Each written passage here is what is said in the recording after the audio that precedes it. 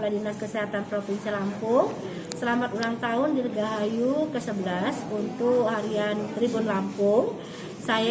Harapan saya adalah Tribun Lampung tetap berjaya, juga tetap memberikan informasi-informasi kepada masyarakat yang tentu berimbang. Dan juga terima kasih saya ucapkan sudah memberikan informasi selama ini kepada masyarakat.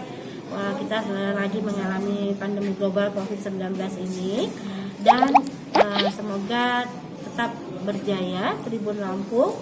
Dan terima kasih sekali lagi, saya sudah dibantu kami ini dalam untuk memberikan informasi perkembangan terkini tentang COVID-19 yang ada di Provinsi Lampung.